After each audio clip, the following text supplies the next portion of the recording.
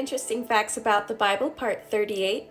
Did you know that Yeshua, Jesus, was from the priestly line of Melchizedek? Melchizedek is referred to in only 3 places in the Bible and is always spoken of as a very important person. He is introduced to us in Genesis 14:17 when Abram, who is later renamed Abraham, had just rescued his kidnapped nephew Lot. Upon his return, Melchizedek brings out bread and wine and blesses him. Notice the bread and wine given here, which is a foreshadowing of Yeshua. Melchizedek is the king of Salem and is a high priest of El Elyon. Then in Psalms 110, David is referring to his Lord that sits at the right hand of Adonai. He calls him the high priest forever, according to the line of Melchizedek. He is describing Yeshua. Yeshua is described in the exact same way, sitting at the right hand of the Father. The last place we see mention of Melchizedek is in Hebrews 7.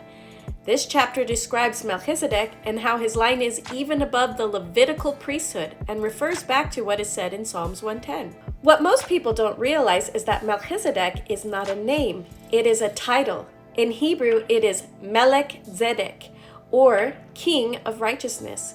This same name is given to Yeshua. Many scholars believe his true name was Shem, the son of Noah. Shem is considered righteous and is listed in Luke 3:36 in the lineage of Yeshua. He also inherited the land of Salem where Melchizedek is king. Since Shem lived 500 years after the flood and Abraham was born around 292 to 352 years after the flood, Shem would have still been alive.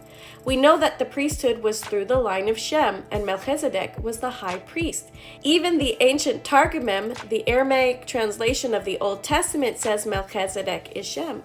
So out of all the people groups that came from him, Shem chose Abraham's people to carry on the priesthood.